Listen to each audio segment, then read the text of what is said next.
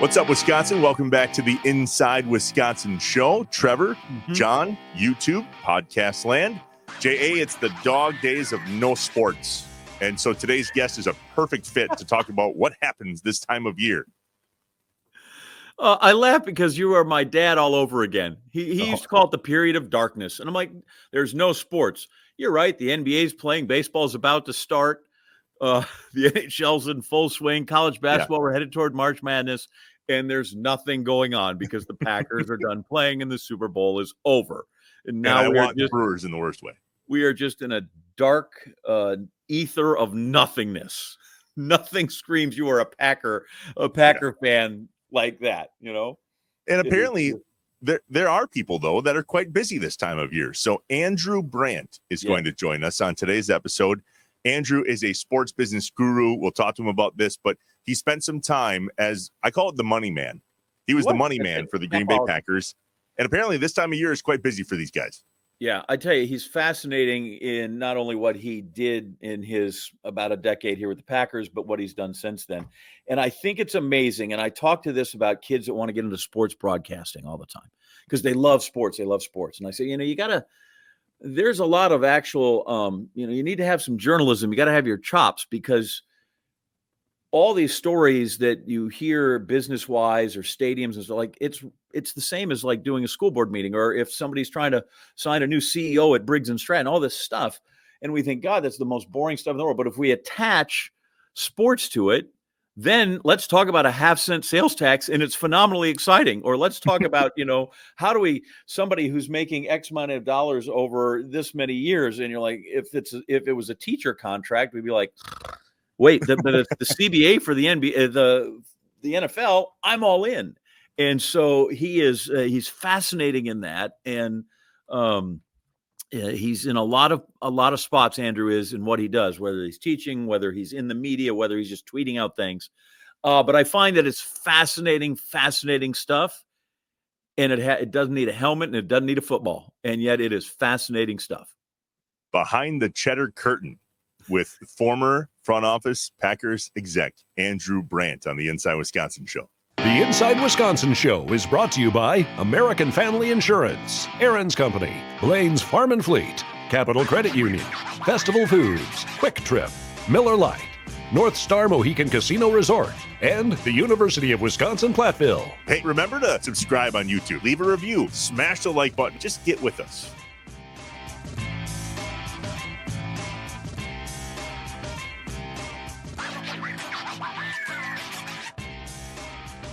Of all of the titles that we could choose to introduce Andrew Brandt, we went with sports business guru and former Packers front office bigwig. That's what we'll talk about. Andrew Brandt, thanks for being here on Inside Wisconsin. Oh, great to be with you guys. And I appreciate it. As I said to you off air that I got a lot of titles. I got a lot of jobs, so I really don't have to have a real one. That's really the point of having a lot of jobs. But, I'll just start right away. When I left the Packers, what I wanted to do with my career was kind of like thought of as crazy by a lot of people, which is leave a high prestige, high paying job in an NFL storied franchise. But I wanted to do two things. I wanted to do media and academia. I wanted to pull the curtain back on what really goes on in sports. Having been an agent for many years, having been a team executive for many years, just sort of really telling people what it is that they should know about sports from a business, legal, deeper policy. And that's what I've been trying to do here for the last, 13, 14 years. What do you think the fascination is with it? Because people eat it up, right? We used to like 40 times, and now we're like, we want dead money info. I'd like to think I'm a little part of that. When I started coming on ESPN and things like that, I don't think anyone was talking about that. But I just think that NFL especially, other sports as well, but people just want more and more and more. And as we talk here in February, we are in a beginning of a 7-month stretch, 7 months without real games. And I don't count preseason as real games. So what are you going to talk about? And this is what we talked about. And John, as you know, my entry into national sports media came at a fortuitous time for me personally, because I'm just getting out of the Packers. I'm doing some media, some academia, but guess what? All four sports leagues, Major League Baseball, hockey, basketball, and more prominently the NFL, were entering these labor strikes where they either strike or lockout in 2011. And guess what? They needed somebody to explain this to America. Why aren't they playing? What's the problem? What does the lockout mean? What does the strike mean? What's collective bargaining? And so I was right place, right time. And that's how it started getting more popular. How much has that changed since you started with the Packers in 99? I would imagine just a little bit. Yeah. Yeah. I don't think, again, what I was doing with the Packers, I don't think people much cared about. They knew there was this cap. They knew there were people like me called capologists, but I don't think it was in the national consciousness. I think, kind of like the way I tell it all the time, you're sort of counted on to do it.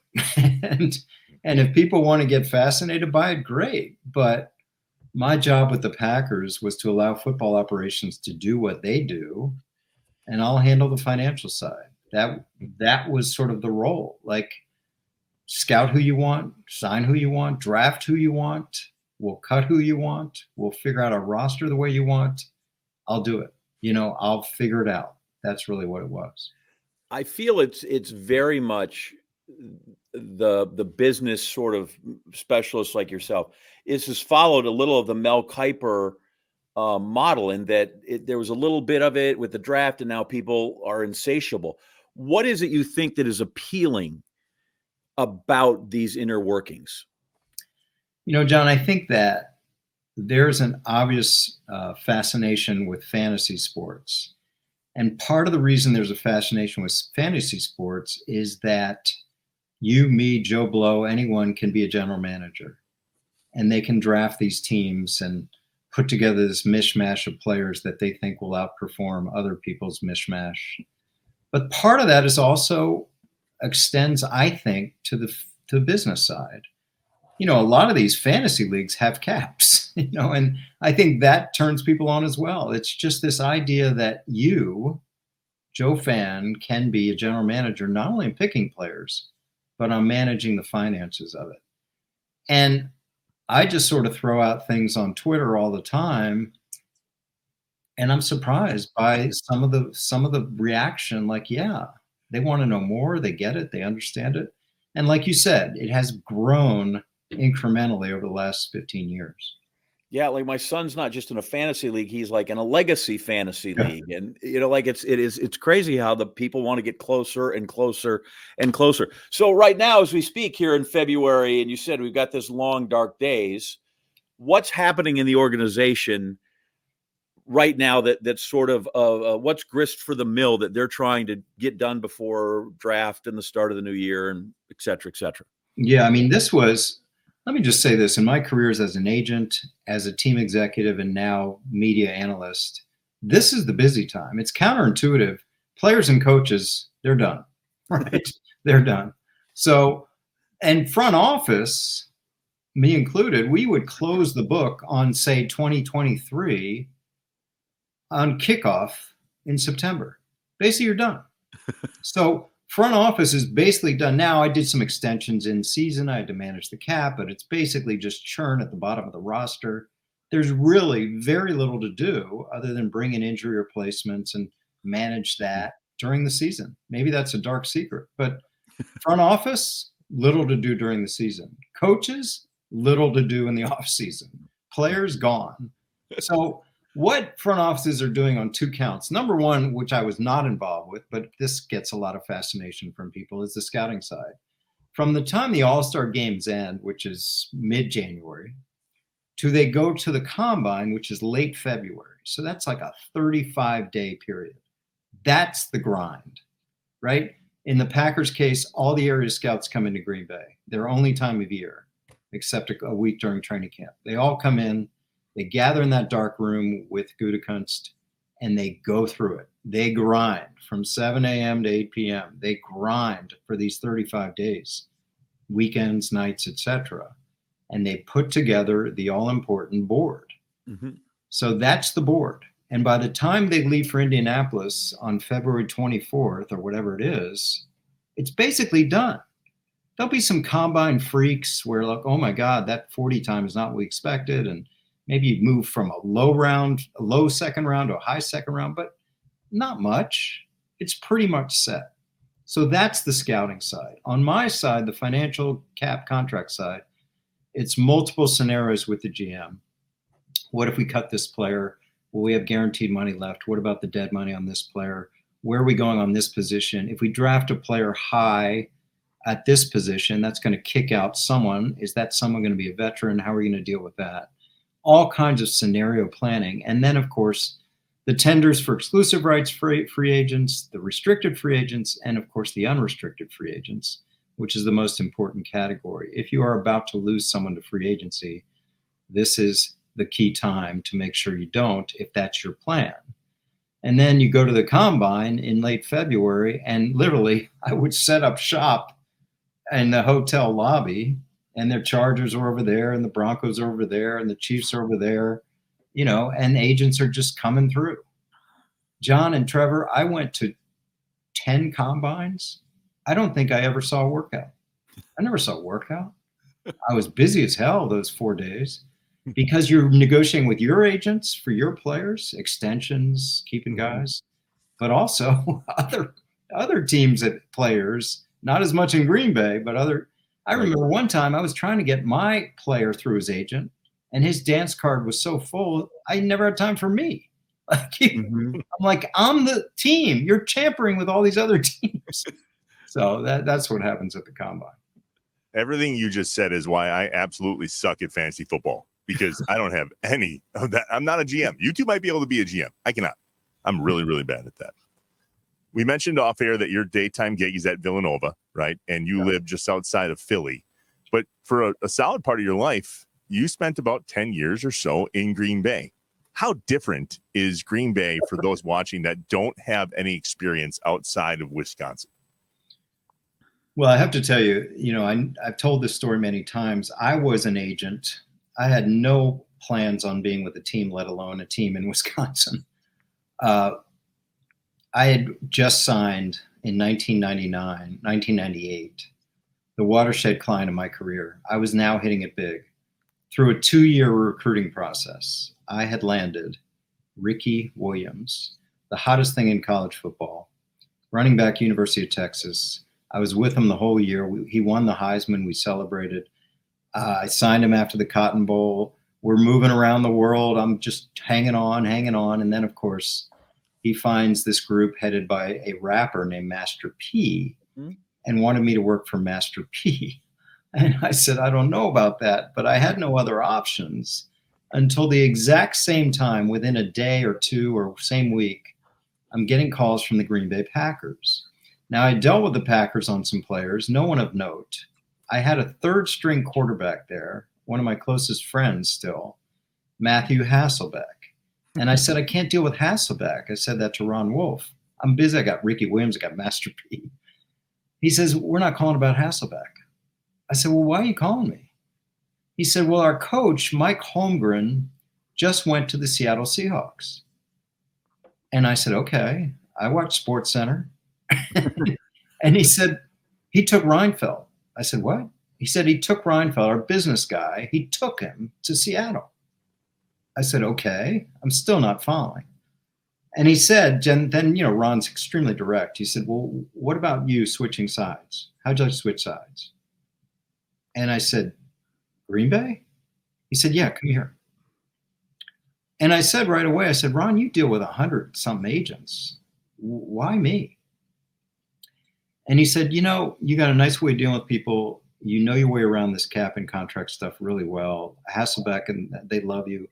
So we also want to get more agent friendly, and what better way to hire an agent? And I said, well, let me come up there and talk. So I do. I think I'm in Austin, Texas, trying to hold on to Ricky. And I go up to Green Bay. I give up about 80 degrees. And it's the middle of winter. And what a scene it is. And I sit with Ron, And I actually asked this question. I can't believe I did looking back, but I did. I said, Ron, and I met Bob Harlan too. I said, listen, no offense, but do I have to actually move here to do this job? And they said to me very clearly, very calmly, no offense, but yes. And I said, then it was a negotiation with my wife. And, it was really more like, hey, I've been chasing players at that time for like 12 years. And some of it's great. Some of it's a drag. The recruiting's awful. And Ricky was going to leave me. If he wasn't going to leave me then, he was going to leave, because these top players, they leave you if you don't like the color of your tie, whatever. Mm-hmm. So we made the move, not so much geographically, of course, but really about lifestyle. We started a family, one young baby at the time. So anyway, we did that. And my wife was a teacher. So this was February, and I was going to leave for 6 months on my own before she finished out the school year. So I stayed in the Midway Motor Inn. We had just hired a new coaching staff led by Ray Rhodes. I shared a wall at the Midway with Ray Rhodes. The whole coaching staff was on our floor. We were all new, learning. Well, Ray had been in Green Bay, but it was an experience. I'd never seen anything like this, where I look out my window and people were pulling up to the stadium and genuflecting because they had arrived at Mecca of football. I had no idea. I mean, just so many stories I could tell. One, I went to a banquet that first month or two, and I sit down. It's not at a restaurant. It's at something, well, everyone here knows, called a supper club. And I have this big glass in front of me, and it is whole milk. And every time I took a sip, there's someone coming over with a pitcher of whole milk to do that. I'm like, okay, this is not what I'm used to. And so many little things like that, like, well, this is different. I think Ron took me to lunch my first week. We go into this little, it looked like a sandwich shop in the middle of like an office building or something. We each have a sandwich and a Coke or a soft drink. He gives the waitress a $5 bill, which I think is a tip. And she comes back with change. And I'm like, oh my God, we just had lunch for less than $5. Yeah. So these are the little things right away where I'm like, okay, this is going to be different. These are our people right here. I'm assuming that when we say we want to be more agent friendly, it had already passed from the famous Lombardi story when Jim Ringo said, talk to my agent. And he came back and he said, yeah, tell your client he's now an Eagle. When that relationship, you said recently the Packers, you wrote a little piece that I read about the Packers being a model franchise. Why is that? Because I feel like there are times that its structure sometimes can kind of get in the way, but why is it you feel it is the model franchise? Yeah, I mean, with the ascension of Jordan Love and the way they've done this year, there's been a lot of attention on this idea that maybe it is the right way to run things. And I just boil it down pretty simply, from Ron to Ted Thompson to Brian Gutekunst, from the board structure that allows football to do its thing and not get invested in it. I just think that slow and steady is the way. There's no quick fixes. Yes, we will step out and sign a Reggie White or a Charles Woodson at times, but it's draft and develop. It's trust your scouting. It's trust your coaches and make your coaches play and trust young players. And it's sign your core players to market extensions before they reach any cusp of free agency. It was a very simple plan, but simple isn't sexy. And sometimes these other teams get caught up in free agency or big names or marquee signings that don't work out. But, it is a unique structure where there is no owner, as I knew so well. John, I had an incredibly awe-inspiring autonomy there. but I didn't let it affect me. In other words, whether I did a contract for $5 million or $50 million, there was no one saying, hey, Andrew, that's too much or that's too little. I was trusted to know that. And I treated doing contracts for the Packers and managing the cap as really working for a public trust, where I was acting on behalf of these shareholders. And I felt a real responsibility, even though there's no owner, again, the scouting staff didn't know my world. So I appreciated the autonomy. I don't think any person in my position in the NFL has that, because there's always someone over them. But I took it very seriously. I took it very seriously.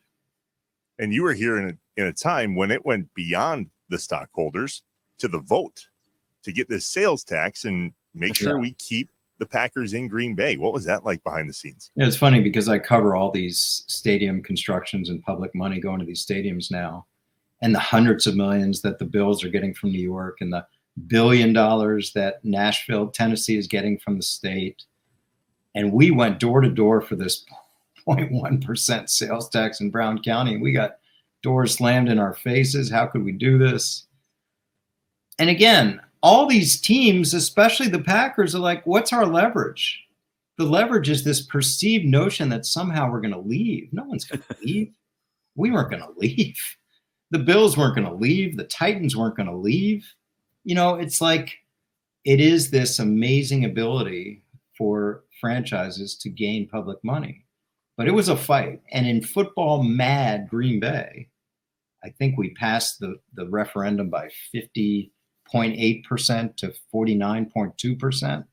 So you see how hard that can be. But, the owners are the fans, and I get that. And I'll say this, when we first got there, my wife, my kids, it was beautiful. People treat us like royalty. They know everything about us. It's great. We go out, everybody talks to us. I have to say this, it was the reason we felt like we had to go. The same reason that was so endearing. I just felt by 9-10 years there, I felt like I could not go out of the house and not talk about the Packers. It became very, the walls started closing in. And Ron talked about this because Ron retired in my early years there. He just said, the walls will close in fast on you here.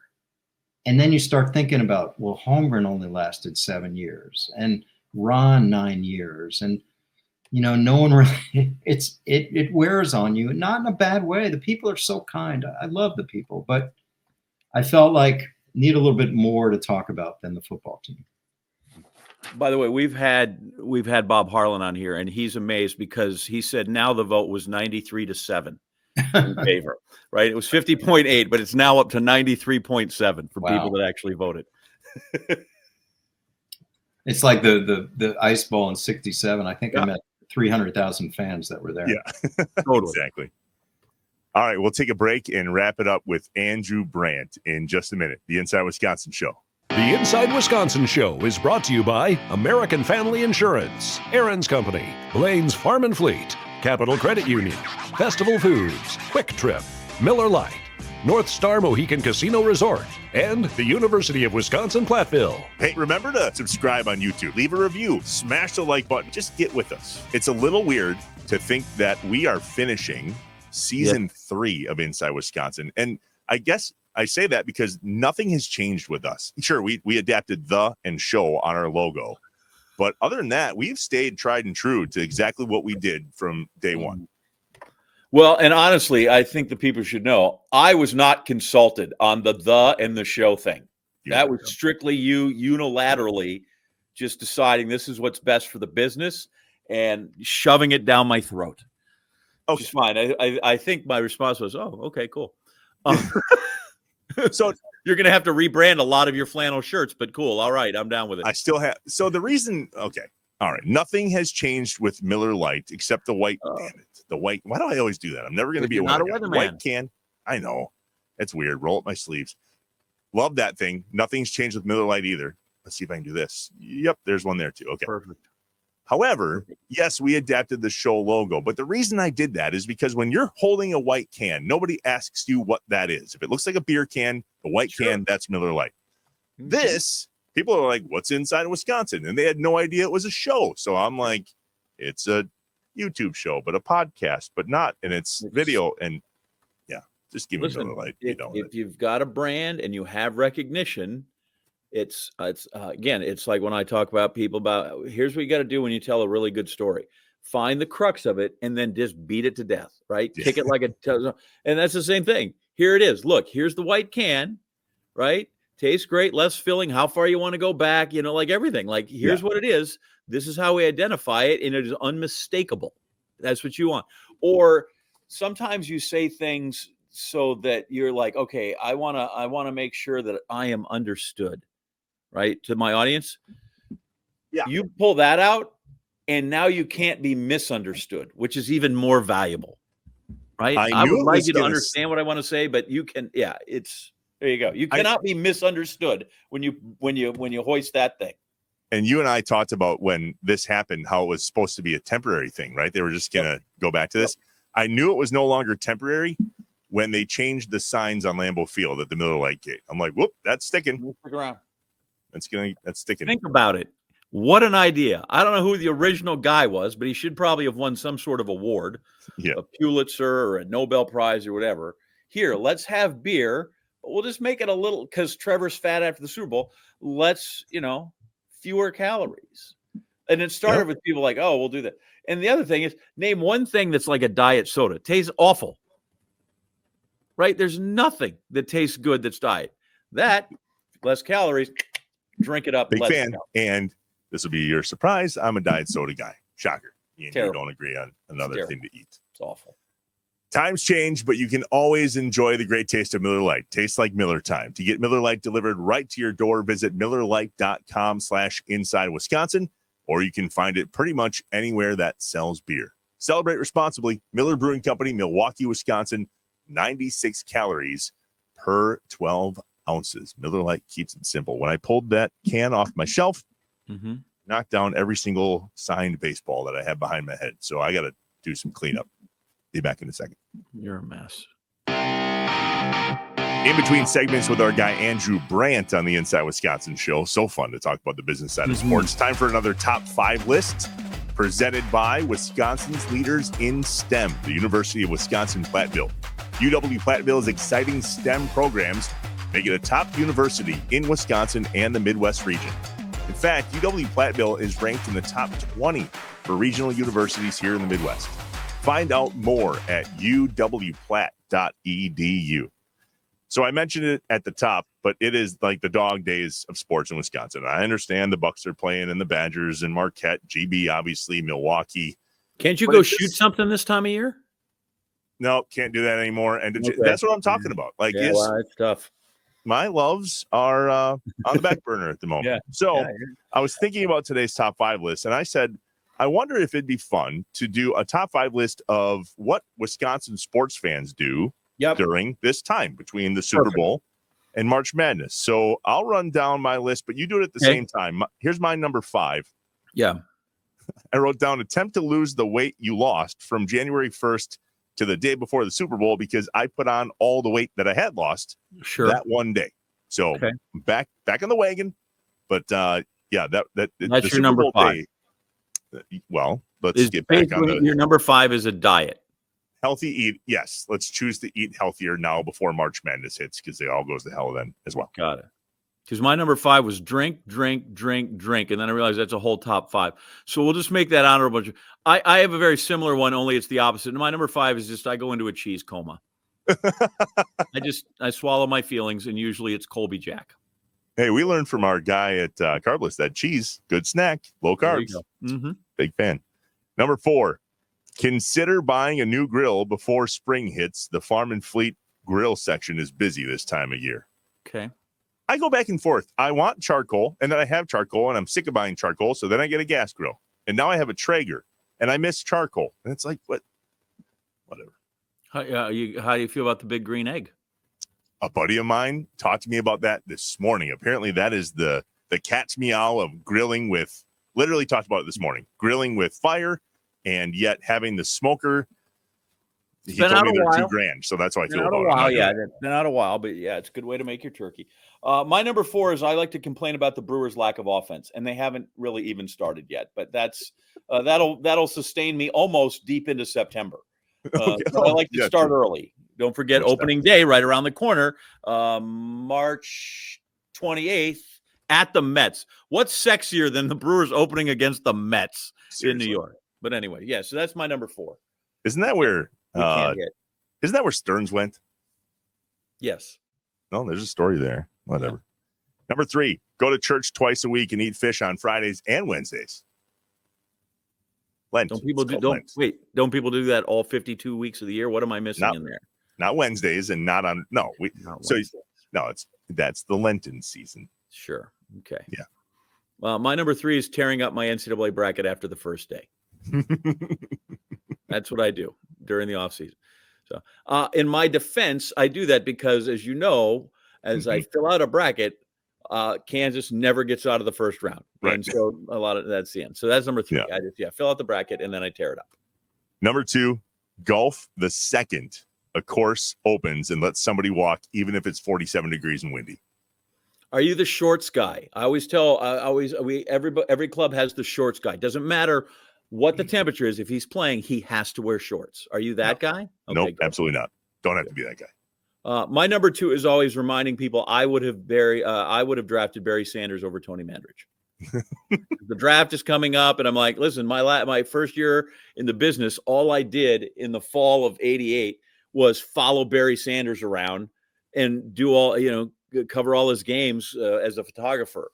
And I'm like, that guy is different than anybody I've ever seen. And if they don't pick him, that's going to be a big miss. And lo and behold, miss. There you go. But I've only been on that thing now, 36 years that they should have drafted Barry Sanders. So that's what I do a lot. People are getting ready for the draft. The Packers need a corner right now. Are they going to go offensive line? I go, I don't know what that is, but I know what they should have done in '88. They should have taken Barry Sanders over Tony Mandrich. The number 1 thing that Wisconsinites do between the Super Bowl and March Madness, leave Wisconsin. I wrote down, get the hell out of Wisconsin to someplace where you can see the sun more than once a week. Man, you're hard on the state. Well, this time of year, man, there's not a lot that we offer fellas that don't do well in the dark. I'll put it that way. I need to get someplace for spring break where the sun comes out more than once an hour at best. It's been a long, I saw the sun today, but it's been a minute before that. It's super gray here. Okay. Well, I see that. Like, you don't want to go into a shanty and wallpaper it with dirty pictures or anything like that. A lot of people like to do that. As you know, that's a pick-me-up. I don't like the idea of falling through the ice. That scares the crap out of me. I don't do ice fishing. So your number one thing is actually to leave Wisconsin in the middle of the winter. I came back to Wisconsin. Yes, you did. And it was gray. It was gray. It was terrible. I'll give you that. So my number 1 thing I like to do is just go spear a sturgeon. Oh, really?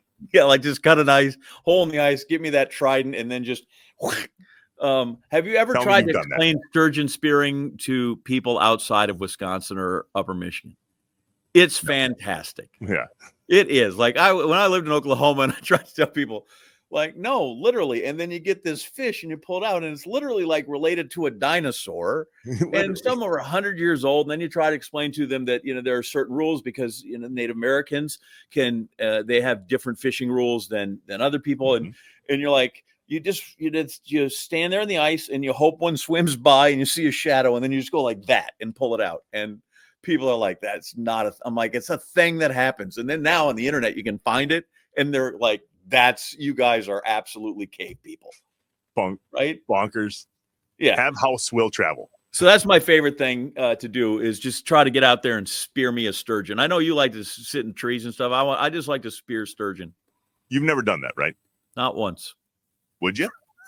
Oh my God, yes. I could be all, and I hate fishing with a passion, right? But that's not fishing. Awesome. That's because that's not fishing. That's literally, that is just primal stuff. Like I feel like all of us at some point, just innately, the human condition is like we should probably go take something sharp and spear that fish. Get John sturgeon spearing. We're going to make that happen. We got a year or so until that comes back around, but we're going to do another. I would encourage people who are like you on spring break. They're leaving. They're doing whatever. They got Mm-hmm. Wherever you are, you're going to see Disney Orlando, because right now I'm still a company man, or whatever. You're going to the Outer Banks. When people go, where are you from? Blah, blah. And they say, well, why are you here? Don't say spring break. Say, well, the sturgeon spearing season is just terrible. And then explain to them what it is and just watch their reaction. It was a warm year. We couldn't spear the sturgeon this year, so we're getting out of Dodge. Is not, the season's terrible. We had to get out, so we just came down here. Oh, really? What's sturgeon spearing? And then explain to them what sturgeon spearing is. And just, I mean, I think it's so entertaining to watch people as they think that's not really a thing, you know? Yeah, no, we go out with the Krugs, actually, is who you do it with, the Cape people, and yeah. So that's my number one thing. Yep. Got it. All right. Well, that I've we're going never to make done. that your number one thing one of these years. That is happening. All right. Back to Andrew Brandt. The Inside Wisconsin Show is brought to you by American Family Insurance, Aaron's Company, Blaine's Farm and Fleet, Capital Credit Union, Festival Foods, Quick Trip, Miller Lite, North Star Mohican Casino Resort, and the University of Wisconsin-Platteville. Hey, remember to subscribe on YouTube. Leave a review. Smash the like button. Just get with us. My dad was in town this weekend for our end-of-year basketball tournament. It was fun to hang with him. Lots of other relatives, my mom, my stepdad, some aunts and uncles, my in-laws. Mm-hmm. But my dad and I had a conversation about fuel mileage. Like how many miles do you get per gallon out of a Jeep? And I said to him, these are things I never think about because I can't control it. I chose to buy this vehicle and I get crap gas mileage. But I did share with him about gas rewards from Festival Foods and Quick Trip and how I can save money. So therefore, maybe when I go to the wine spirits and I buy Miller Lite, Miller Lite, I don't worry about how many gas miles I get per gallon because I know I'm spending less than you anyway. And that's all that matters. So I have a couple of quick thoughts on that because obviously Festival Foods, why not talk about gas? Because I was thinking about what I should eat right now. I should not go to Festival Foods right now because you should never shop when you're hungry, because right now I would wreck the place. Yeah. One, luckily, because of fuel mileage has become such a thing over the last 20, 30 years, I don't feel like I have to think about it because most cars right now are pretty good, right? There's not quite the gas guzzlers anymore when you're like, wow, I would love to have a, souped up Dodge Charger that is made of nothing but Detroit iron and get 13 miles to the gallon. Right. So I like to think that I've sublet all that to other people. Like, okay, this has got pretty good gas mileage, especially because what we used to drive in. The other thing is, could you quit parking that damn Jeep outside? Put it in the freaking garage. Okay. You and my neighbors, leave me alone, you son of a... Yeah, let's fight. Oh, man. Leave me out of this. All right. Free rewards just for shopping at Festival Foods. Festival Foods. Fill up 1 point for every $1 spent, including beer, wine, and spirits. All you got to do is go into a store, grab this card. I got to check so now that I've made this public, that Amanda and I fight over how often we get the rewards. Sure.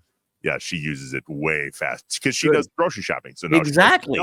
Yeah. Yes, she should. Although you could put a lot of stuff in the back of that Jeep. Yeah. And but that's why the weather's good when you carry it inside, since it's not in the garage, just sitting out there like an eyesore. Oh, wow. I want to get you. I feel like I may have poked at a wound. Thanks for stopping by the house and checking out the studio when you were here. So awesome to see you.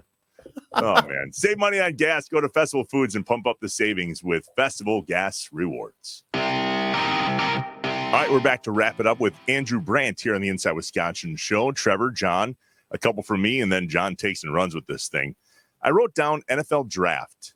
Could you ever have imagined back when you started with the Packers that the NFL draft would land here in Green Bay? Yeah, I mean, I think it's the evolution of the business of sports where leagues are rewarding owners, especially a team like Green Bay that will not get a Super Bowl. I'm sorry to say that. That's never going to happen.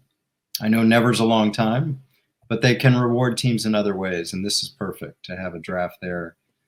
I think about, again, it sounds like so long ago. It wasn't that long ago. We had a draft start Saturday morning and go all the way, and now it's a 3-day affair, and it's become a huge mark on the calendar, not just in the NFL, but all sports.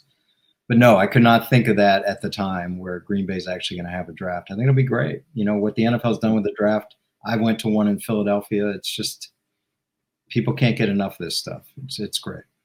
Yeah, it's going to be crazy. And then you mentioned it, that the Packers were apparently never going to leave, which is news to us because, boy, it sure seemed like the Packers were going to leave if that sales tax didn't go through, right? If you had to pick a name, and I'm not trying to put you on the spot, Harlan, Wolf, or Holmgren, where do you think the brunt of the credit lies with who the Packers, I guess, have become today? Well, I never worked with the third one. He left as I came in Holmgren, but I just feel like the combination of Bob leaving football alone and trusting people to do the right thing, which is, again, what I've expressed to you about Ron and Ted doing the same with me, letting me handle my lane and trusting you have good people to handle these things.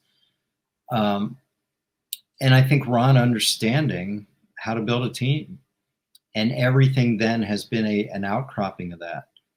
Ted is a Ron disciple. Brian is a Ted disciple. Brian was a Ron disciple.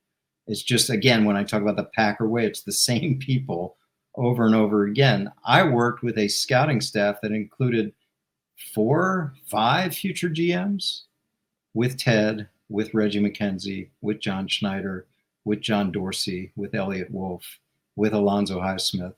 These are people that there's some real talent, and they find it and they know how to deal with it.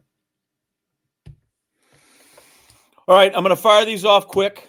Okay, we can you just kind of pop what pops into your head and let us know as we go through these quick ones here. Yeah. First off, since you're an academic, give me the most useful class you took in college that's helped your job. Public speaking. I didn't know what it was. First class, they say, okay, impromptu, Brandt, you're up. And I said, you need to be prepared in life, because otherwise you find yourself in situations like this where you have nothing to say. So it was public speaking. Very good. Appropriate percentage of my salary cap I should spend on my starting quarterback. Yeah, I mean, this is obviously depends on age, because you get this Brock Purdy benefit. The 49ers are going to get yet another year. But assuming they're a veteran, I mean, if they're making $40 million and the cap is 260, that's whatever the percentage is. Okay. Listen, I paid Brett Favre $10 million a year on a cap that was 60. So what's that? 12%? Is that no? That's yeah, that's 10 million of 60. Yeah, that's 1/6. Just under 20. Yeah. Under 20. Yeah. Okay. So I was paying more then than they are now, probably. Wow. Let's I'm going to put you back on the other side of the table. Where do the numbers and years start with Jordan Love? You know, he did this deal that he's on now that was really a risk for the Packers and somewhat of a risk for him. And he obviously performed and just he put the cards on the table and did it. So I don't think it's going to be again, these deals are hard to value. That's part of my job, valuing what the real deal is. The Jalen Hurts and the Joe Burrows, I don't think it's going to be that level, but I think it's going to be close. So, if those are 44, 45 a year, maybe it's high 30s. And at his age, how deep were you willing to go? I mean, in terms of useful years, because I know you might void things on the end and stuff. Like that's these contracts are, they go out long term, but they're not guaranteed. I mean, the market seems to be 3 years guarantees is it. No one's doing Deshaun Watson deals anymore. Mm-hmm. So yeah, 3 years fully guaranteed, and hopefully as many years as the Packers can get non-guaranteed. Flag football in the Olympics in 28. You like that or you dislike that? That's fun. I mean, I think it's interesting where you have Gronk and Tyreek Hill coming out saying they'll play. Who knows what they're going to look like in 2020, especially Gronk. Is he going to be able to walk, let alone run? So. I've read your story about how you were on the phone with Aaron Rodgers and his agent during the draft. But if not Aaron, who would it have been? It was a tough time. I've told the story that there was no one up there with a first-round grade besides Aaron. And we had coaches that wanted to dip in the second-round grades and take a defensive player. And I sided with management. I'm like, what do we always say? Trust the board. If we take a second-round grade here, we're deflating this whole scouting staff because they spent 6 months on the road. That's the guy we take. And if we didn't, the part I also told John was that as I was holding that phone, everyone's looking at me and I'm looking at the TV and him holding the phone to me. And we had 12 minutes where that phone never rang. Mm-hmm. If that phone rang with an offer, who knows? Aaron Rodgers would be somewhere else. But that phone never rang. So I don't think we would have dipped in our second round. So I think we would have traded it, if anything. Love, Romo, those are all, Love and Aaron are great success stories right now. Tell me about Tony Romo when you brought his name up. End of the draft is chaos. All the undrafted players. It wasn't me. Some scouts standing around in the middle of that chaos. Anybody want to sign this Tony Romo? He's from Wisconsin. He's a Brett fan. Crickets. Wow. Nobody wanted. We signed some no-name quarterback to be our third string. Yeah. Give me the next NFL city that's going to get an expansion franchise. I don't know who's left. Okay. It's not going to be St. Louis. It's not going to be San Diego. God, I just guessed like Austin. Okay. Oh, that'd be fun. And finally, because I know we're up against the clock, because I feel like this could be a show in itself. But I'd love your best Barcelona Dragons story. I'll give you my best Barcelona. Then I'll tell you another inside Wisconsin story about a Packer fan that you'll love. Barcelona, so many stories. First touchdown. First of all, first game, thankfully 15,000 showed up. That's what we promised the NFL. They do. It's all young people. They're having a party. They're fun. Football looks kind of squirrely. First half, no one scores. Second half, we get the ball. We hit our tight end on a seam pattern. He breaks 3 tackles, 70-yard touchdown. I'm jumping up and down. This is awesome. And the whole crowd is like this polite golf applause. And then our extra point comes on, kicker comes on, kicks the extra point. They go nuts. They go nuts. And I'm like, oh my God, Dorothy, we're not in Kansas anymore. They cheered at the wrong times. They did the wave the entire game. They did the Olay song the entire game. We had one Spanish player named Cisco. They chanted, "We want Cisco," the whole second half. It was an adventure. They were putting up goalposts in the corners of the end zone. I had to bribe customs many times to get our equipment. I never could get enough food. I had to put night tables with pillows at the end of each bed. That was an adventure. I'll tell you a quick Packer story that you call this inside Wisconsin. This just strikes me. One year, I never took vacation before training camp like everyone else because I was the guy in the office doing the contracts, making sure everything's set. Finally get everyone signed at training camp. I make sure everything was settled for a couple of days. Then I go off on vacation. I had a place up in Door County. So I go up there. I go to this beautiful dunes beach on the lakeside one day because I'm just getting away. I think it was called Whitefish Dunes or something like that. And it is beautiful. And I'm soaking up the August weather with my son. It's just the two of us in our swim trunks. And then I get a call from the office. We're making a trade. We're down so many tight ends. We need a tight end. We're trading for this Bobby Collins tight end from Buffalo Bills. I said, all right, what are we trading? Well, we're going to trade one of our D linemen that's we have a surplus. We're going to trade David Bowens. I said, okay. And I'm the guy that handles the trade with the Bills and the league and processes everything. I feel very kind of personal that I have to do that. So that's fine. I'll do it. I'm doing it from the beach. And all of a sudden, my phone cuts out, gone, dead. So I look around. There's no one around. I look up the hill in the dunes, and there's a little ranger shack. So I get my son, Sam. We trudge up there. And there's a ranger sitting at the desk with a phone. And I say, listen, I'm with the Green Bay Packers. I'm making a trade. Can I use your phone? He looks at me like, who the F are you? Are you kidding me? You can't use my phone. And then I try again. I'm Andrew Brandt with the Green Bay Packers. We're making a trade with the Buffalo Bills, and I need to get it done in the next 15 minutes. He says, no. He's looking at me in our swim trunks like, no. And then I got nervous. I said, I got to try to do something here. So I go up to his desk. I put my hands on his desk and I say, listen, we're trading David Bowens to the Buffalo Bills for Bobby Collins. I need your phone right now or this doesn't happen. And I knew I had him when he looks at me and he says, very sheepishly, he says, we're trading Bowens? And I said, yes, if you let me use your phone. And he says, why are we trading Bowens? He's good. And I said, I'll tell you in a minute. Just let me use your phone. And he does. And he pushes the phone over. I make the call. I'm doing all this stuff. He's got this big grin on his face that he's part of this. And then I tell him that we had to trade Bowens because we're down a tight end. We have a surplus at D-line. And he's like, we just traded Bowens? I'm like, yes, we traded him. He goes like, if I see this in the paper, like that's just happened. I'm like, yes. He goes, and I said, listen, I'll come by tomorrow and I'll have the paper. He goes, oh my God, that's so great. He goes, are you going to say where you did this deal? I'm like, no. But it was just clear that there's a Packer fans are a special breed because he's like looking at me like, we're trading Bowens.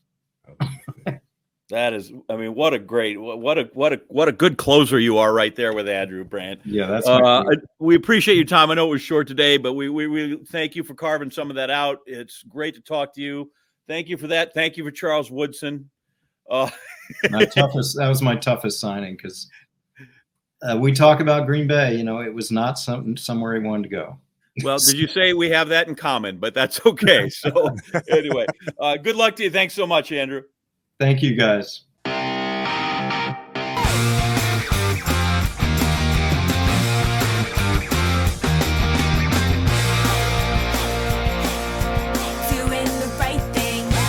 I have been to that Ranger Shack. Have you? Yes, it's at Whitefish Dune State Park, Door County. That leads up to Cave Point, I think it's called. Beautiful bluffs along the lake and all the rocks. And I have literally walked. I know it. I just haven't been to the Ranger Shack. I have. You just go in there and kind of, hey, what do I need to know here? That is insanity. But you didn't make any trades, right? When you went there, you didn't make any. No, I didn't make any trades. But you know how bad I want to track down that Ranger? Like, we got to figure out who that was. He would be a good little slice of cheese to throw into this show. And as always, honestly, you're like, okay, how long should this show be? How much time are we asking of people? Because you're like, I have 50 more questions. Right. About the Packers, about the business, about certain players, it's kind of what I said. Like, I don't know why it is so fascinating, but it is. And you're like, it could be boring. It's just, it's a little money here, it's money there. And yet for some reason, like 40 times and how many times you can bench press 225 pounds. Like I'm just here for it. I'm just here for it. Is it more popular? Do we digest it in a different way as Packer fans versus the other national teams that have owners and all this, or is it equal across the board? No, I think. Just judging from where I sit, which is a show that runs nationally, right? People all over want to know about it. I think what's different about the Packers is you can go to Dallas and Jerry Jones is readily available and he's like, well, we will get this done. I'm going to get this done. Or, and sometimes he talks his poor people into a corner, and there's, the closest we come is every once in a while, somebody saying, well, we hope to re-sign him or we want to do this. But like when some of those other owners just put the hammer down, you get it done. So I don't know. I think it's just universal in terms of what it is and how many people that I talk to, whether it's the Packers or other teams, and there's like, well, we're just getting killed by that contract. And this, like, people know that Aaron Rodgers had more, was the highest paid guy for the Packers. His salary cap number was the biggest one of the Packers. You don't play fantasy football, do you? I don't, because I refuse to draft players from teams that I would have to, that are going to play against the Packers. Yeah. Like I'm going to draft Kirk Cousins and root for him. No, can't do it. These are things that can't happen either, which is probably why that's exactly why I stuck as a GM.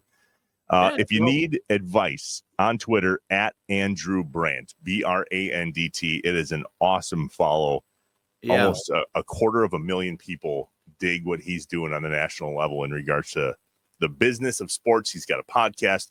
Literally, we could spend another 15 minutes telling you all the things that he does. Yeah. That But guy is that funny, active. right? On that site, he just, even the simplest tweets are stuff that all of a sudden can lead you down a rabbit hole, you Right. know, because it may not be about your team. It just could be in general. And all of a sudden you're like, oh, I got to see what that is, you know? Every time he tweets, there will be lawyers. I'm like, well, I'm done for 10 minutes. What's this about? Yeah. But I'm, you know, like, oh, cool. Avoidable years. Who doesn't want to talk about that? You It's know, crazy. who doesn't want to talk about kicking down the salary cap thing down the, you know, escalators. Ooh, I can't wait for performance escalator. Terrible. So fun. Well, speaking of things that people care about, you fit the bill, my man. So John, Wisconsin is different for this episode. I'm super excited about this. Let's set this up. You were able to come back to Green Bay, come home, see your mom, hang out with some buddies, and you gave the show a solid 8 hours of your time, and we followed you around. We drove around town and hit your home, Hit and some your spots. school.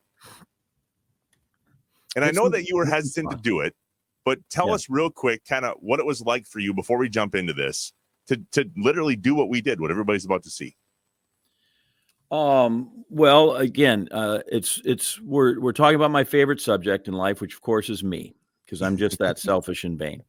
No, so we went around. Listen, could have been. The problem is I lived there so long, and I feel like I'm so invested. Like we could have visited 50 places, sure, that I think are special to me, right? Like that's kind of the hard part when I go home, right? You can't always see everybody, and you can't always go to all the places you want to go, and you can't eat all the places you want to eat. Although, aren't you happy to have your first trip to Al's Hamburgers? Big fan. We featured. You're a better man for it, aren't you? Yes, I am. You're a better man for it. You'll rethink it next time you want to go over to the Drift Inn or go over to Kroll's. You're going to go, you know what? We could go down to Al's down there on Washington Street. So that was amazing. And then just to, you know, I drive by my house that I grew up in all the time with the kids. Oh, there it is, you know, and there's the neighbors are still there. So we'll go see the neighbor people when I'm back, right? I went home and with my mom, and we had to take the 95-year-old Mrs. Carrick, had to take her to the doctor for a little PT. Like I still go see those people. So I go by it a lot. But it really, you know, it's really stop and visit the place, but we got a chance to do that. Yeah. Got to plan. I hope people enjoy me pummeling your car with snowballs. It's good to see that the arm still got a little good, you know, go over there, go back to see Southwest. It touches you in so many places.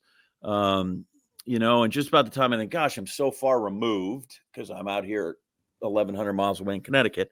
And then you realize you're really not. Like you're just never, ever disconnected from the place. Yeah, there is no removal from it. No, you're just, you know, it literally is. You can take the boy out of Wisconsin. You can't take Wisconsin out of the boy, right? Like it's just, some people claim to, you know, you cut me and I bleed orange, or you know, whatever the thing. Not me. You cut me and it just oozes out. You know, queso. Queso and cheese. So awesome. But it was great fun, and I appreciate everybody indulging me. And people are going to see this, and I don't know. Hopefully, they'll relate in some way, shape, or form that we all have had common experiences as a Wisconsinite, and then depending on how it's fully cut, don't ever bring Trevor to try to break into a swimming pool because he'll screw it up. I crushed it. You'll see. All right. A special edition of Deeper Roots with Blaine's Farm and Fleet. This is the John, Wisconsin episode. Check it out. We're on our way to pick up the one and only John Anderson. He is home. This is home. I know he lives in Connecticut right now, right? That whole ESPN thing. And we are going to take a tour of John Anderson's old stomping grounds, where it all began for him. Farmers, brewers, hunters, packers, badgers, cheeseheads, neighbors. No matter what name we go by, we are bound together by our roots. These are the people, the stories, and the patriotism from inside Wisconsin. Welcome to Deeper Roots with Blaine's Farm and Fleet. It's kind of fun to bring John, Wisconsin to life. It is. Except I don't live here. I don't know what this, I don't even know where I'm at. And you never lived here. No, this is where my mom lives. How'd you end up here again without going super deep? I was a little more than a year old, not quite a year and a half. My father had passed away, and my mom decided that Even though all our relatives were in Iowa, she thought she needed a new start. We had some really good friends that had been our neighbors in Mason City, Iowa.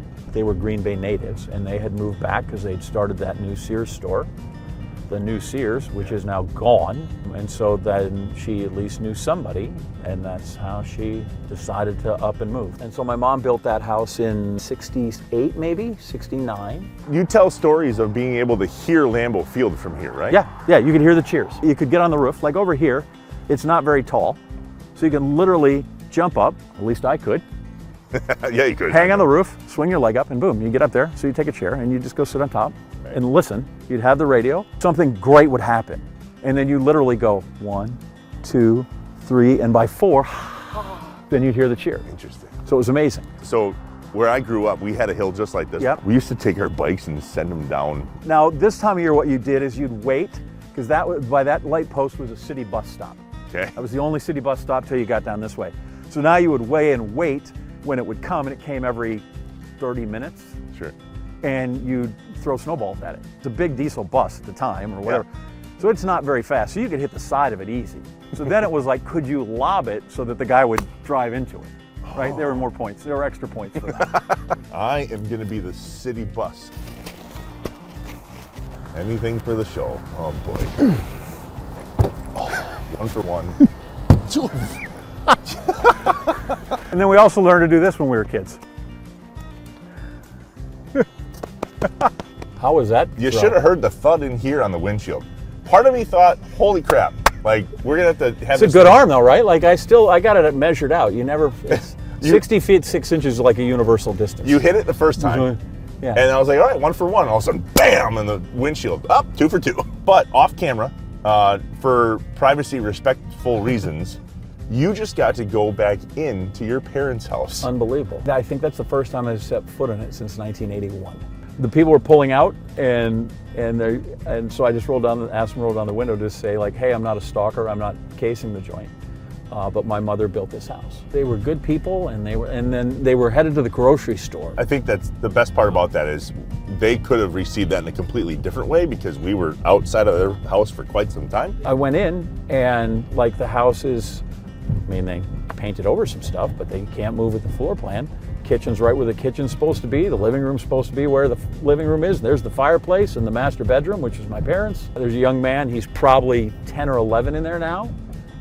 They have taken out the astronaut wallpaper, which is a little disappointing. What about growing up in Green Bay made you want to be a journalist? I kind of spilled into the journalism because I didn't know, having grown up with relatives that were A, farmers, or B, my dad's construction business, I kind of knew what that was. I watched guys like John Campbell or Bill Jarts, or at the time at FRV there was a guy named Jim Klein. So all these guys that I watched, Daryl Burnett at WLUK, like look at that, I know them all. These were the voices of my childhood. These were the ones I liked. And so I thought I would like to do that. And then somebody said, well, you got to go get a journalism degree. That's a journalism. I'm like, okay, good. Once I got to J school, that was a revelation as well, because you're like, wait, there's all kinds of jobs within the job. At the NBC station then, I did, which is owned by the university, but I did sports on Saturdays there. You know, it was staffed by students. But I also learned that, wow, you could be a photographer and you can be a producer and all those things. Like sometimes I think people wonder if you just parachuted into ESPN. Like when I started my first job, I was a news photographer. I was carrying the camera and I worked my way back in front of the camera sort of by accident. I would be willing to bet that that's hard for some people that see you on SportsCenter to connect. One night on SportsCenter, I did a lead-in about something about Favre and his interceptions and how every once in a while he'd get a little loose with it. Something about there's no truth that he once threw one so bad it went out of the stadium and hit a guy filling up with his gas at Bob's filling station across the street. And then Bob and his group were really excited because, you know, some idiot had named him on TV. Memory serves me right. That's how people made the connection from the ESPN world to Green Bay. Because I just kept saying stupid things about Green Bay that only somebody from Green Bay would know. Because yeah, when somebody, I think it might have been Tony Bennett or somebody made a 3-point. I said, oh. And I said, he made that from roughly the same spot as I received my high school diploma, which was not incorrect, right? We used to all graduate here at the old arena. That was the first time somebody connected that of the millions of John Andersons out there, it's very common, I went to school here. Right now we're on our way to Southwest High School. I'm going to call Amy, the athletic director, when we pull in. I'm going to preface this. When we called, Not happy about me? oh no, there's nothing bad at all. However, Okay, good. I told her that you know how to break into the pool. And she said, I hope he can still do that so that I can fix it. Because apparently kids breaking into the pool is one of her biggest fears. Does it look the same? Does it feel the same? It looks exactly the same. This over here is always that's where the chorus rooms are. And the chorus teacher when I was here was John Anderson, Mr. Anderson. And so I had the old pink passes and I could just write A and D and get out. He had he wrote left-handed, which I could do that, so I could mimic it. But on open lunch hour, we try to get all the way down to Al's on Washington and pick it up. And so if we were late, we just sign ourselves. And then we found out that Mr. Anderson liked Al's too. So if we just brought him a burger, we could show up as late as we wanted. We're hitting Al's later, He for was sure. great. Class of '83. John was a track athlete Yeah. and a high Great, not jump great. standout. I was good at the high jump. 6'8", that's 80 inches, by the way. You know how else you figure it out? Every door jam you go through is usually 6 feet. You're telling me, I ducked. There you go. Presently, he's the co-host of Wipeout. Yeah, well, some of those shows get canceled. I have a Sharpie. I could make some addendums to that. You could just put in there, a few Emmys in there now. Yeah, I got some other stuff. John, did you say your name was up there on the high jump? 6'8" and a quarter. 6'8", yeah. Do you know 6'8" when and a this quarter. guy did it? Did you find out? My buddies were more than happy that we're still down, because I was still in college that sent me that. I'll just say this, by that time, I had jumped 7 foot, so Boom. it didn't hurt me as bad. I would like to see if you can still break into the pool. We had just a little number 2, a Dixon Ticonderoga number 2 pencil, which is available in English teacher Jenny Jagir's supply closet in her classroom. And you got some of those. You basically just kind of slid it down in here and let it go. Right? Now that one's been crashed. It hold it open, so you just come in, kick it, and come right out. It was that simple. There I'm getting my degree. Look, right there, where Tony made the shot, from right about there. So that's we told this story on the way here, that the world found out you were from Green Bay on SportsCenter when you said, Tony Bennett made a shot, and I said, he made that shot. I said, like, within a foot of where I got my high school diploma. The one thing I never got to do was write for the student newspaper. I always wanted to write sports for the student. I didn't have my English grades weren't great enough. how funny is that?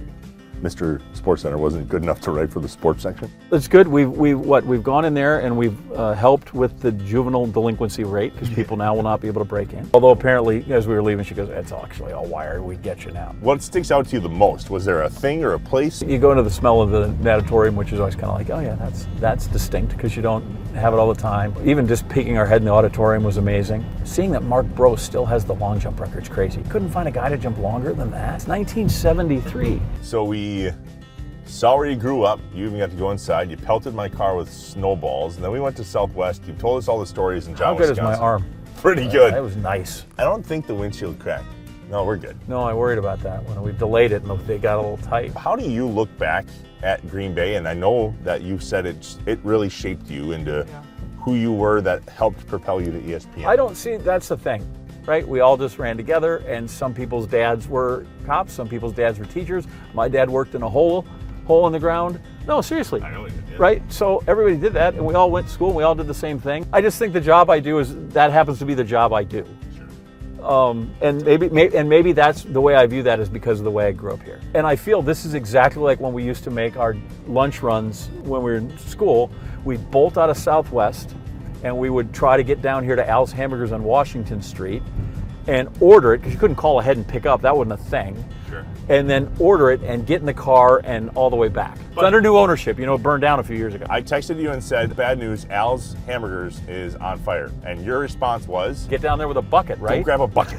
Yeah, I'm like, well, what are you texting me for? Get down there and just start bailing, man. What are Exactly. you doing? By the way, it's the original smash burger, right? They just took a hunk of meat and then they just pounded it Yes. out. And then you want onions? Yes, so they'll pound them right in there. I am beyond hungry. I cannot wait to. When's the last time you've eaten there? Have you ever eaten there? Never. Oh, wow, that's too bad. And it used to be there, I had a sign in here that said like occupancy 27 in the back. This, not 80 inches, in case you're wondering. Hello. Oh, look at that. How great is that? Oh, that's amazing. Look at this. Now we're on our way to Southwest High School. You're going the wrong way. We're going to go left. Why do I think it's that way? If you're trying to take the longest route possible, congratulations, you're right there. Good old-fashioned bubbler. in Boston. I just literally jumped. Did you see this thing? All these places and stories that you keep telling us, I don't really have a way of seeing any of that. They're all just bald-faced lies. I'm just trying to see what I can make up. That was a special one. It was so awesome to have John back here in Wisconsin and talking to us around his old stomping grounds. We came, we saw, he chucked a few snowballs, no windshields were busted, we're good. We also hit up an amazing burger joint, you know the one, Al's Hamburgers in downtown Green Bay. If you want to follow in John's high school footsteps as well, you got to get over there. These burgers were absolutely incredible. I'll tell you where else to go, our website. Fill out the form to become our next Deeper Roots guest, just like John. We're always looking for a great story to tell, so if it's yours, get a hold of us. farmandfleet.com/deeperroots. As always, be sure to like, subscribe, and let us know what you loved about the episode in the comments below if you're watching here on YouTube or any of the other social channels. And if you're listening to the podcast, leave us a 5-star review, would you please? We appreciate it. All right, that's it for our special John, Wisconsin episode of Deeper Roots. We'll see you soon.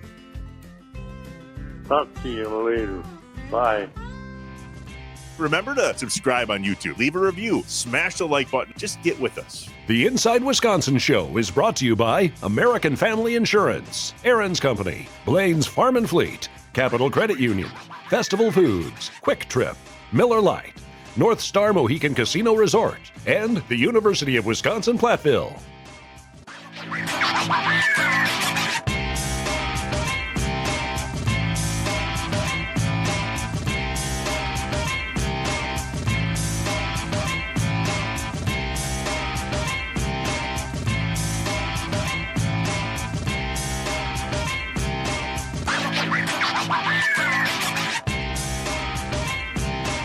Shut up and sit down.